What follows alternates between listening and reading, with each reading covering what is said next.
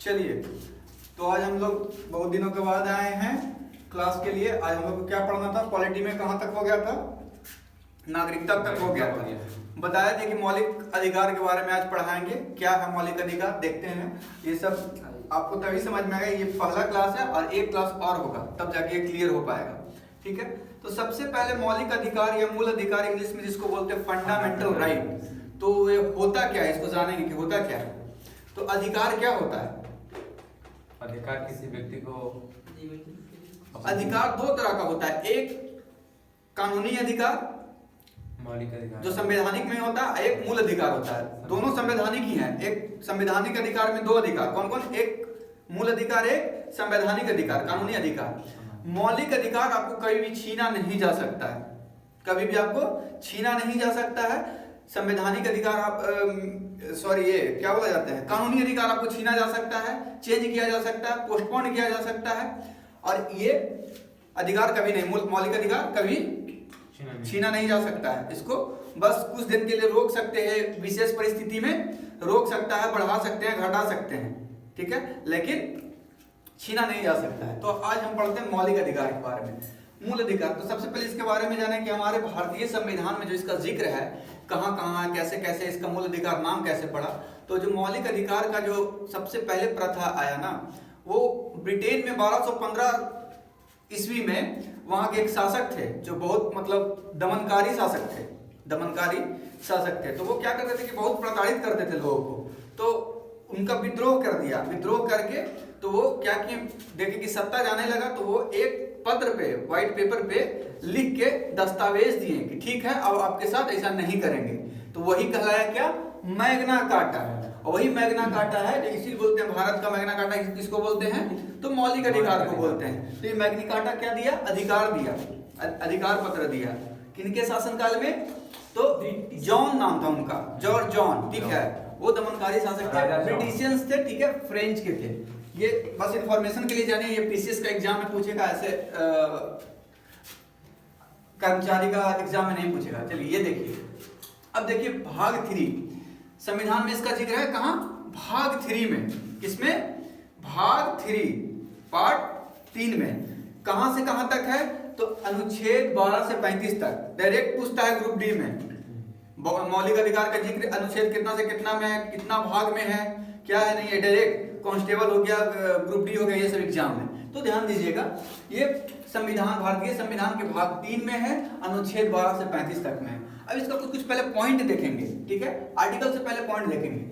देखिए ये प्रेरित कहां से है? जैसे प्रेरित मतलब कहां से हम जाने की मौलिक अधिकार हम लेंगे जो हमारे देश के लिए अच्छा होगा, हमारे नागरिकों के लिए अच्छा होगा। तो हम कहां से प्रेरित हैं? यूएसए से, यूएसए अमेरिका, यूएसए। ठीक है, संयुक्त राज्य अमेरिका से। ठीक है, इसका मांग कब कब उठा? आजादी से पहले, जब संविधान लिखा रहा था उससे पहले। तो उससे पहले 2 वर्ष का मांग उठा। सबसे पहले 1928 में और 1931 में। 1928 में जब नेहरू रिपोर्ट आता है तो उसमें नेहरू जी मांग करते हैं कि हम लोग को भारतीयों को क्या मिलना चाहिए? अधिकार मिलना चाहिए, एक मौलिक अधिकार जिसको कोई ब्रिटिशियंस छीन नहीं सकता है। और दूसरा का कब आया? 1931 के कराची अधिवेशन में, जो कांग्रेस का अधिवेशन होता। आगे हम आप लोग को बताएंगे अधिवेशन जब पढ़ाएंगे। तो प्रेरित कहां से? यूएसए। मांग कब कब हुआ? 28-31 में। अब देखते इसका शक्ति, इसका शक्ति के साथ छेड़छाड़ कौन कौन कर सकता है भारत के संविधान में। तो भारत में सबसे बाहुबल कौन कौन है? एगो सरकार है, एगो कार्यपालिका है, एगो न्यायपालिका है, यही ना है। तो देखिए इसका शक्ति में छेड़छाड़ कौन कर सकता है? तो शक्ति में छेड़छाड़ मतलब 3 तरह का होता है। एक निलंबित कर देना, निलंबित मतलब हटा देना। तो कौन कर सकता है? राष्ट्रपति। समझे? जैसे कोई क्राइम कर दिया वो उसका कुछ कहने का नहीं, तो राष्ट्रपति उसको क्या करेगा? हटा देगा, उसका मौलिक अधिकार छीन लेगा। या कुछ और चेंज करना वैसा तो कौन कर सकते हैं? राष्ट्रपति। ठीक है, प्रेसिडेंट। अब प्रतिबंधित करना है, रोक लगा, तो ये कैसे होगा?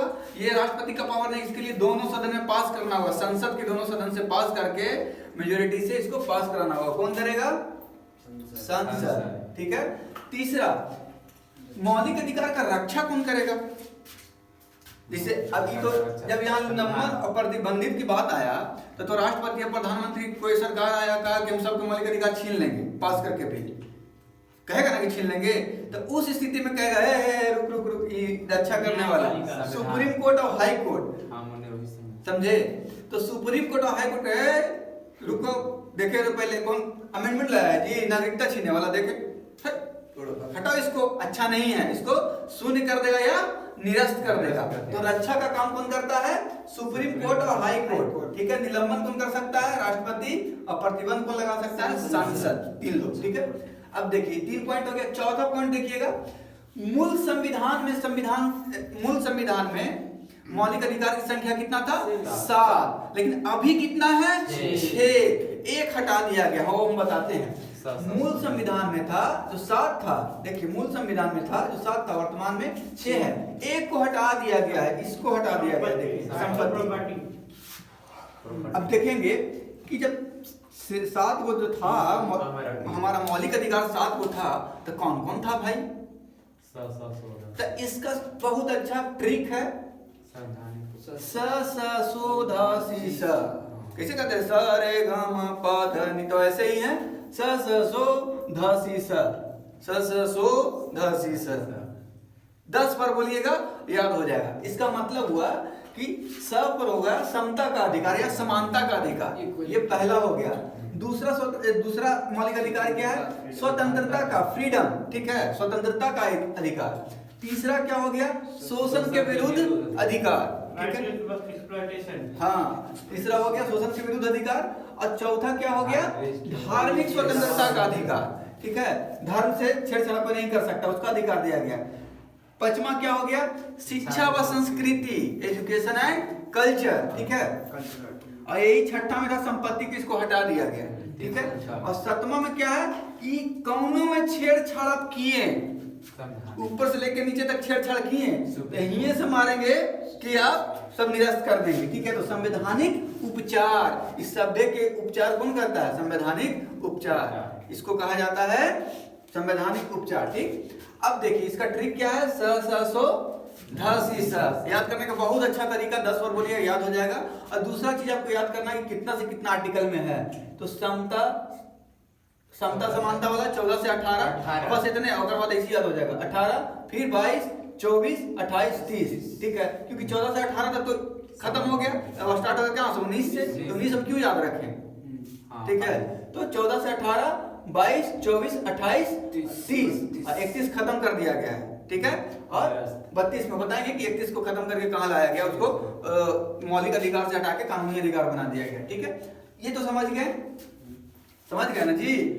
अब देखो इतना के बाद अब एक एक करके चलते हैं। जैसे समता का समानता का अधिकार लेके चलेंगे, उसके बाद सेकंड टर्म में स्वतंत्रता का लेकर चलेंगे, तीसरा में शोषण के विरुद्ध लेकर चलेंगे, चौथा में धार्मिक स्वतंत्रता का लेकर चलेंगे, पांचवा में शिक्षा व संस्कृति का लेकर चलेंगे, छठा में संपत्ति जो खत्म हो गया उसको लेकर नहीं चलेंगे, बाद में बताएंगे, और सातवां में क्या है? संवैधानिक उपचार, ठीक है।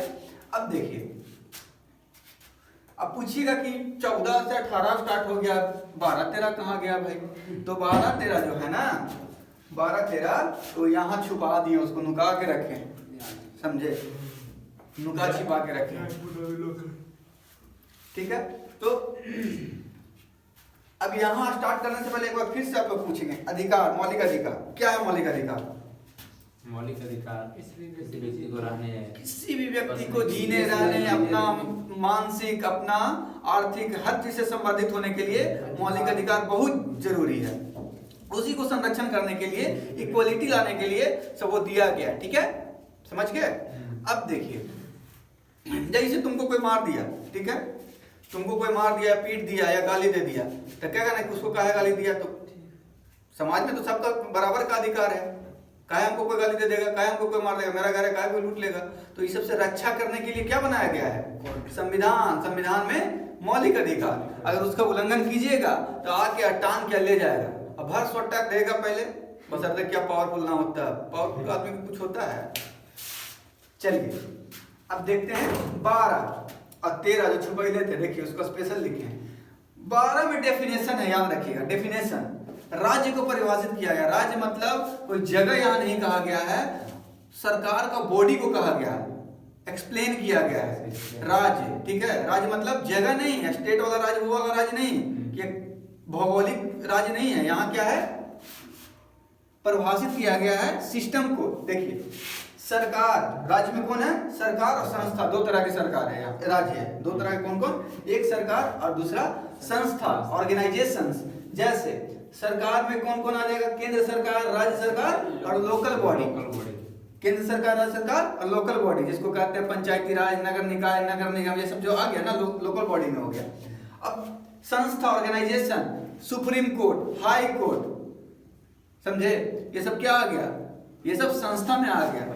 ठीक है, तो ये संस्था बनाया गया। ये राज्य को कितने तरह से ये किया गया, परिभाषित किया गया है, दो, एक सरकार की तरफ से और दूसरा संस्था की तरफ से। ठीक है, तो यही 12 में कहा गया, ज्यादा टफ नहीं था। ठीक है, 13 में क्या है देखिए, अब आगे ट्रिक से बताएंगे, जब सब खत्म हो जाएगा ना तब ट्रिक से बताएंगे, तो तुरंत एकदम कहानी बना के सब वो अच्छे से याद हो जाएगा, उसके लिए लास्ट में।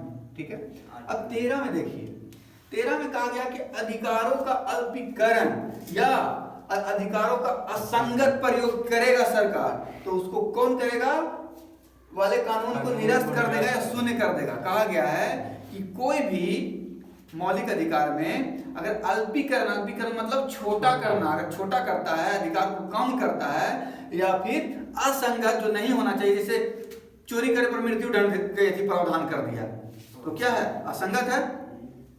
कोई वो लेकर जाके चुरा लिया, जाके लेम चूस, कोई वो पेन चुरा लिया तो उसको फांसी दे देगा, तो वो जांच करेगा कौन, सुप्रीम कोर्ट या हाई कोर्ट, उसको क्या कर देगा, निरस्त कर देगा या शून्य कर देगा। तो यही कहा गया है कि कोई भी वैसा कानून जो मौलिक अधिकार को अल्पीकरण मतलब मिनिमाइज करता है, छोटा करता है, या असंगत करता है, जो संगत योग नहीं है, ठीक है, उसको क्या कर देगा, शून्य कर देगा या निरस्त कर देगा, कोई प्रावधान नहीं रहेगा। ठीक है, ये हो गया 12 और 13। अब यहाँ से होगा खेला शुरू, यहाँ से क्या होगा, खेला शुरू। जैसे भी बिहार में खेला शुरू होने वाला है, प्रथम चरण का ये चुनाव है, आज ही है, आज वही गया होगा ऑलमोस्ट। ठीक है, तो जीवन है, हर तरह का फेज आते जाते रहेगा, कभी किसी और का, कभी किसी और का। ठीक है, तो देखिएगा यहाँ हम आते हैं समता या समानता। देखिएगा यहाँ सबसे पहला अधिकार में आते हैं, पहला अधिकार क्या था, समता या समानता, इक्वलिटी, समता या समानता। देख, तो पहला जो है समता या समानता, उसमें 14 से लेकर 18 तक है, 14, 15, 16, 17, 18। ठीक है, ये क्या है, अनुच्छेद का संख्या है। तो 14 में क्या कहा गया है, कानून के समक्ष समानता, मतलब जो कानून बना है, जो भी कानून बना है उसके समक्ष जो समानता होगा, वो संरक्षण जो होगा सबको बराबर मिलेगा। क्या मिलेगा, सबको बराबर। कानून के समक्ष जो समानता और संरक्षण है, जो सबको बराबर मिलेगा, जितना भी नागरिक है, भारत के नागरिक। ठीक है, चाहे राष्ट्रपति हो, चाहे प्रधानमंत्री हो, चाहे विधायक हो, वो राष्ट्रपति को राष्ट्रपति के रूप में कब, जो विशेषाधिकार पढ़ेंगे तो वहां बताएंगे कि उसको विशेष प्रोविजन क्यों मिलता है। ठीक है, लेकिन ऐसे सभी नागरिकों के लिए समान होगा। ठीक है, तो पहला कानून के समक्ष समानता या संरक्षण, जो भी कह लीजिए। ठीक है, अब 15 में देखिए, 15 में क्या है, 15 तरह के लोचा आप नहीं कर सकते हैं, 15 तरह का लोचा नहीं कर सकते हैं। ये नहीं कि जाति, धर्म, जन्म स्थान, लिंग, रंग, ये सब के आधार पर फलाना करिया है, फलाना वहाँ के है, गांव के है, उसको हटाओ, नहीं रहने। तो ये सब ऐसा कुछ भी भेदभाव नहीं कर सकते, चाहे सरकार भेदभाव नहीं कर सकती है। ऐसा नहीं है कि जो काला है उसको सरकार नौकरी नहीं देगा, जो गोरा है उसको ज्यादा देगा, या कोई भी पॉलिसी में वो अपना अंग नहीं बनाएगा। तो जाति, धर्म, वंश, रंग, जन्म स्थान, ये सभी के आधार पे समानता रखेगा, कोई भेदभाव सरकार नहीं करेगा। कौन नहीं करेगा, सरकार नहीं। ठीक है, तो कानून के नजर में सब क्या है, चाहे करिया रहिए, चाहे गोरा रहिए, चाहे इतनी वो रहिए, चाहे इतना वो रहिए, आपका जो बेसिक राइट्स है वो आपको मिलेगा ही, मौलिक अधिकार है जो आपको मिलेगा ही, कोई छीन नहीं सकता है। ठीक है, तो ये देखिए, इसमें जैसे पहले होता क्या था ना, जैसे पहले होता क्या था कि जिसका हस्बैंड हिंदू धर्म में सती प्रथा था पहले। ठीक है, सती प्रथा था, उसमें जिसका हस्बैंड मतलब पत्नी के रहते अगर हस्बैंड डेथ कर जाता था, तो उस स्थिति में ना उस महिला को लाकर पूरा सम्मान के मतलब पूरा समाज के सामने वही पति की चिता पे ही रख के जला दिया जाता था और कहा जाता था कि इसका सेवा करेंगे ऊपर जाके। बताओ कि एक फिंगर जलता है आदमी को, उंगली जलता है तो इतना दर्द होता है, उस महिला को कैसा लगता होगा? कहीं से भी संगत था नहीं था, बस कल्चर था और उल्टा कल्चर था जो समानता के अधिकार नहीं दिलाता था। महिला मतलब क्या थी? तो वही था। कुछ लोग वो भी बोलता था, कुछ लोग का मानना है कि इसलिए किया जाता था ताकि विधवा होने पर उसके साथ कोई और भेदभाव, कोई गलत ये ना कर सके, समझे? तो सबका अलग अलग मानना, लेकिन जो भी था वो बहुत गलत था। तो उसको सती प्रथा को क्या कर दिया गया? खत्म कर दिया गया लॉर्ड विलियम बेंटिक के द्वारा। ठीक है, लॉर्ड विलियम बेंटिक, हाँ वही लॉर्ड विलियम बेंटिक को प्रेरित करते हैं, राजा राम मोहन राय ये सब जाके प्रथा चलाते हैं। वो बहुत बड़े समाज सुधारक, उन लोग के बारे में पढ़िए। अरे आजकल के लड़कन को पढ़ता ही नहीं है सब चीज की, क्या क्या समाज सुधारक है, जो भी है बस करते चला जाता है, समझे? तो जो प्रथा गलत है ना उसको एक्सेप्ट करना सीखिए कि जो गलत है वो गलत है, चाहे किसी भी धर्म का हो। जैसे भुड़का वाला प्रथा था, 3 तलाक वाला, सॉरी कुप्रथा, वही जो अच्छा प्रथा नहीं है जिससे समाज को नुकसान है। जैसे 3 तलाक था, 3 तलाक था तो उससे भी महिला को ये नहीं मिलता था, अचानक से फोन करके कोई बोल दिया 3 तलाक 3 तलाक 3 तलाक, ठीक वहां तक ठीक है। अगर फिर से संबंध में आना चाहता है तो उसके लिए एक अलग प्रथा था, वो बाद में आपको बताएंगे। इतना खराब प्रथा था कि उसमें बताएंगे आगे उसको, ठीक है? तो ये हो गया सती प्रथा। और ऐसे ही था देखो मूलाकर या दास प्रथा, ये सब जो प्रथा था इतना खराब था, कुप्रथा था, ये सब प्रथा नहीं था। दास प्रथा मतलब अगर हम राजा हैं तो या कोई मालिक है किसी का, तो किसी यहाँ जो मेरा नौकर है उसका बेटा भी मेरे यहाँ नौकर ही रहेगा। एक बार बंधुआ बन गया तो हमेशा मेरा बंधुआ रहेगा। उसका पोता भी होगा मेरे यहाँ बराही का काम ही करेगा, नौकर ही रहेगा। उसका भी जितना पीढ़ी उसका रहेगा मेरे यहाँ वही काम करेगा। तो कितना खराब था दास प्रथा, वो तो कभी स्वतंत्र हो ही नहीं सकता है।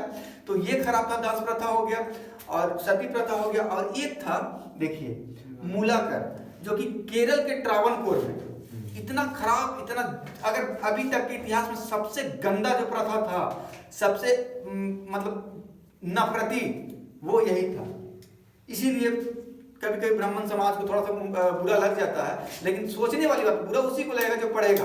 अगर जो समाज शास्त्र पढ़ेगा उनको अच्छे से पता है कि बहुत खराब प्रथा था, समझे? वरना उस समय हम मतलब जो भी थे, अभी जब जिनको पिछड़ा बोलते हैं, उस समय जब संविधान बन रहा था तो वही लोग आगे थे ना जी, वही लोग ना बना रहे थे, तो क्यों ये लोग खत्म किए? तो यही देखो मूलाकर जो है ऐसा था कि स्तन टैक्स लगता था उस समय केरल के ट्रावणकोर में, समझे? जो दलित महिला का स्तन जितना बड़ा उतना ही ज्यादा टैक्स देना पड़ता था। सोचो, एक तो वो गरीब है, आदिवासी है, और ऊपर से उसको क्या करना पड़ता था? ऐसा प्रथा था। तो वही एक महिला आती है, उससे मांगने जाता है तो टैक्स के रूप में अपना बॉडी का पार्ट काट कर दे देती। सोचो कितना शर्म की बात है, कितना एकदम मतलब धर्म पे अगर कलंक लगा के गया है तो यही सब चीज लगा कर गया, समझे? तो हमारा धर्म को कहीं ना कहीं इतिहास में बहुत सारा कुप्रथा जो इतना कलंकित कर दिया है कि अभी तक हम लोग का ये है ना जो सुन के फटता है, समझे? तो जो गलत चीज है उसको एक्सेप्ट कीजिए, गलत उसको खत्म करने की प्रयास कीजिए। इसी को कहते हैं समाज सुधारना।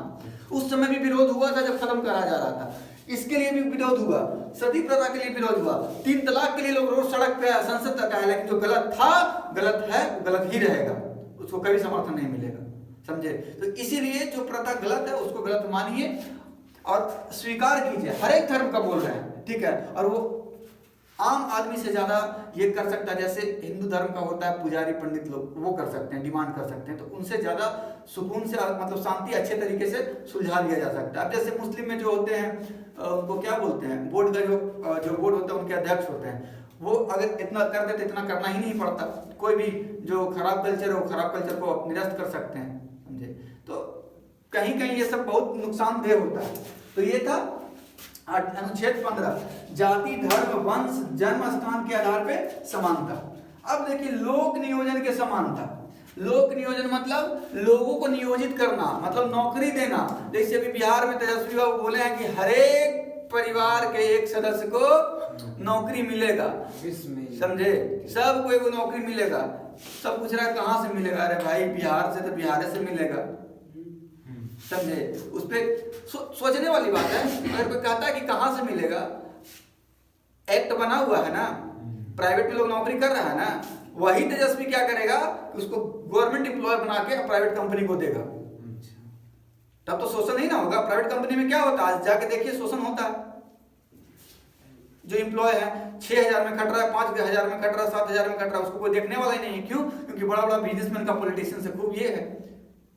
तो बस सत्ता में रहने से थोड़ी हो जाएगा।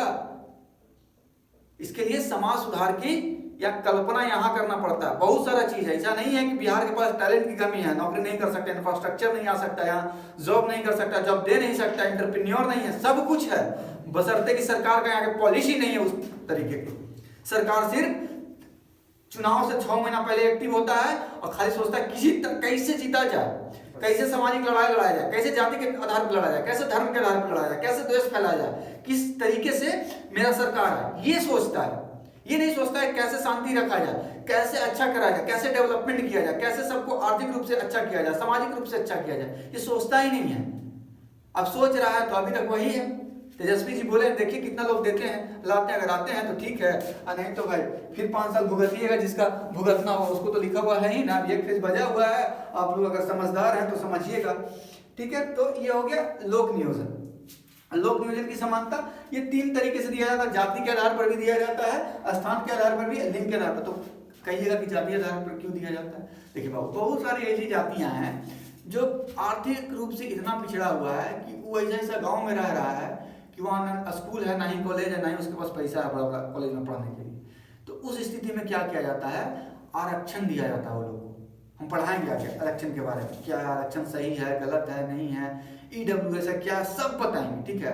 तो जाति के आधार पर मिलना, जो मंडल कमीशन आया था, वो सब इसी में आता है। तो वो सब जायज है, नहीं जायज है, सब बताएंगे। बहुत जरूरी था जाति के आधार पर मिलना, ठीक है। दूसरा, स्थान के आधार पर। अब कोई आदमी रह रहा है कहाँ, अरुणाचल प्रदेश के ऐसा जगह पहाड़ के ऊपर में, तो वो भी तो भारत का नागरिक है, उसको भी तो पढ़ने लिखने का अधिकार है। तो उसको आप दीजिएगा ना, विशेष प्रोविजन दीजिएगा, तब ना वो काम करेगा कुछ भी।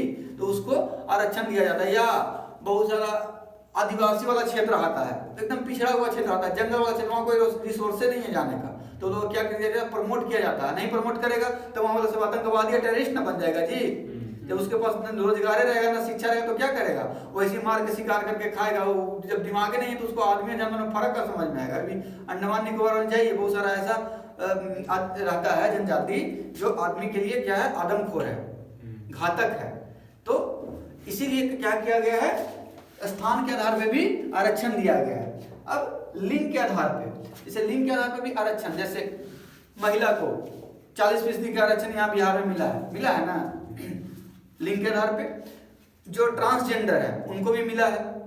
तो लिंग के आधार पर 3 तरह के आरक्षण मिलता है। लोक नियोजन में 3 तरह का, ठीक है, जाति, स्थान, लिंग। हाँ ठीक है। मेन इतना ये तो मिलता ही है। मेन ये पूछेगा कि आर्टिकल 16 में क्या है, तो लोक नियोजन। लोक नियोजन मतलब नौकरी, ठीक है। वो हम बताते हैं, ट्रिक से सब याद हो जाएगा, एक बार ऑनलाइन में करा देंगे और फिर इस पर डिस्कशन करेंगे। 17 में अस्पृश्यता, जिसको अनटचेबिलिटी कहते हैं। अस्पृश्यता मतलब क्या होता है, छुआछूत। छुआछूत, अस्पृश्यता, किसी के साथ आप छुआछूत की भावना नहीं रह सकते हैं। कोई भी मान लीजिए किसी का वो पैर नहीं है, तो उसके ऐसे कोई बीमार पड़ा हुआ है, तो मतलब उस स्थिति में हॉस्पिटल में तो आप अपने रक्षा के लिए कर सकते हैं, लेकिन ये नहीं कि अगर कोई गरीब है, कोई जाति विशेष से अलग है या किसी और चीज से आप छुआछूत का भेदभाव नहीं रख सकते हैं, ठीक है। जनता भी, पब्लिक भी और सरकार भी नहीं कर सकता है। ये नहीं कि कोई ऑर्गेनाइजेशन में जाएगा, कोई नीच जाति का रहेगा तो उसको राजनीति में मौका नहीं देगा, या किसी तरह का भी उसको प्रावधान से वंचित रखा जाएगा, ठीक है। तो यहाँ का गया अस्पृश्यता। अस्पृश्यता मतलब छुआछूत की भावना नहीं रखेगा, समझे। 18 में देखिएगा, 18 में क्या है, उपाधियों का अंत। उपाधि मतलब क्या होता है, टाइटल। जैसे पहले मिलता था महात्मा गांधी को बापू की उपाधि, मतलब राष्ट्रपिता की उपाधि उनको मिला, ठीक है। शहीद आजम भगत सिंह को मिला, ठीक है।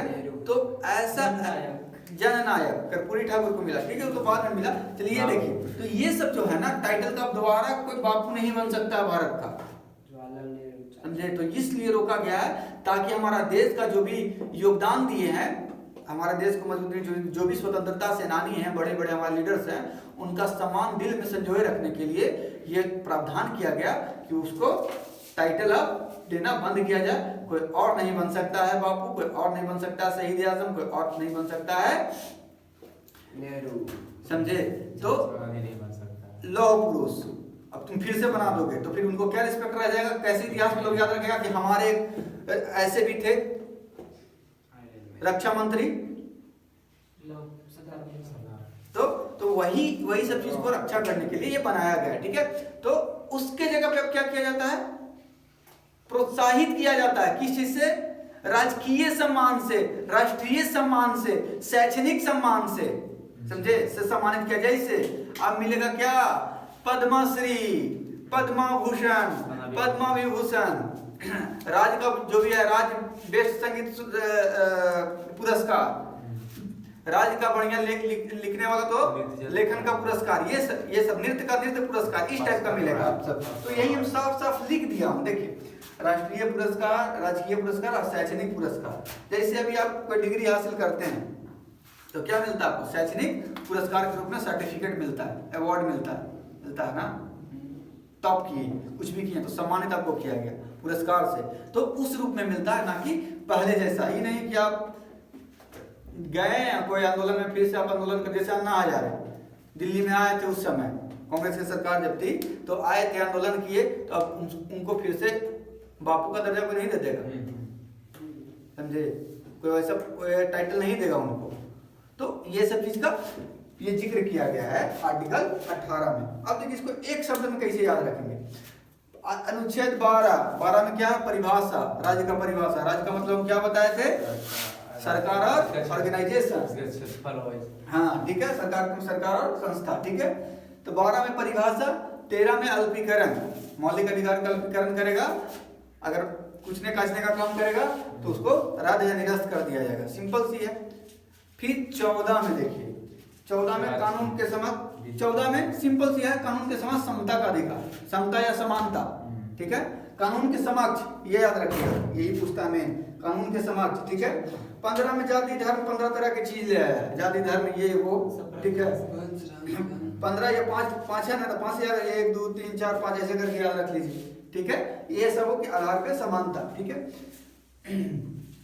16 में देखिए, 16 में लोक नियोजन की स्थापना, लोक नियोजन में नौकरी, 16 साल का होइएगा तो नौकरी के लिए टेंशन होने लगता है, इंटर पास करेगा तो एलिजिबल हो गया नौकरी के लिए, ठीक है। तो 16 में नौकरी नियोजन, ठीक है। 17 में अस्पृश्यता, 17 में खतरा वाला बात नहीं करना है किसी से, 17 में खतरा हो जाएगा, अगर बोल दिए किसी को छू दिए, हाँ छुआछूत किए, छुआछूत की बात किए तो 17 में खतरा हो जाएगा, ठीक है। तो 17 में खतरा मतलब अस्पृश्यता, ठीक है। 18वां उपाधियों का अंत, ठीक है, उपाधियों का अंत, ठीक है। उपाधियों का अंत मतलब जितना तरह का टाइटल है अब पुराना वो नहीं मिलेगा दोबारा, अब नए तरीके से मिलेगा, जो राजकीय सम्मान होगा, जो राष्ट्रीय सम्मान होगा, जो शैक्षणिक सम्मान होगा, ये सब टाइप का आपको मिलेगा। इसमें राष्ट्रीय पुरस्कार में होता है पद्मश्री, पद्म विभूषण, पद्म भूषण, ठीक है, ये सब बताएंगे आगे, ठीक है। हाँ, ऑस्कर उसको वो तो एक पार्टिकुलर क्षेत्र में हो गया ना, जैसे पद्मश्री, पद्म भूषण, पद्म विभूषण होता है जो पूरा देश के लिए करता है, हर एक सेक्टर में, किसी भी सेक्टर से उठा के लाया जा सकता है। अच्छा मतलब कोई अच्छा कलाकार हो, अच्छा क्रिकेटर हो, अच्छा साहित्यकार हो, अच्छा साइंटिस्ट हो, अच्छे नेता हो, अच्छे समाज सुधारक हो, अच्छे कुछ भी, किसी भी क्षेत्र से उठा के उनको बना दिया जा सकता है, ठीक है, दिया जा सकता है। लेकिन आप बोले ऑस्कर, तो ऑस्कर किस चीज के लिए, किस क्षेत्र के लिए मिलता है, सिंपल सी बात है। पुलित्जर पत्रकारिता, ये सब तो वो सब एक इंडिविजुअल सेक्टर के लिए है, ठीक है। तो ये समझ गए, तो यही सबके बचाने की अभी लड़ाई चल रहा है, समझे। ये इसका दूसरा पार्ट आएगा, आप लोग जो YouTube पे देख रहे हैं, अगर समझ में ना आए, अगर कुछ भी समझ में ना आए तो आप लोग एक कमेंट सेक्शन में दीजिएगा, लिख कर रिप्लाई कीजिएगा, ताकि हम उसको देखें और अगले क्लास में उसको बेस्ट और बेहतर बनाने की कोशिश करें। नेक्स्ट वीडियो में, ठीक है। ये पूरा खत्म होने के बाद ये 2 क्लास चलेगा, और 2 क्लास के बाद तीसरा क्लास भी मौलिक अधिकार का आएगा। उसमें एकदम शॉर्ट में बताऊंगा, एकदम शॉर्ट में 5 मिनट के आसपास का वो रहेगा, उससे ज्यादा का नहीं, ठीक है। तो आज के लिए इतना ही।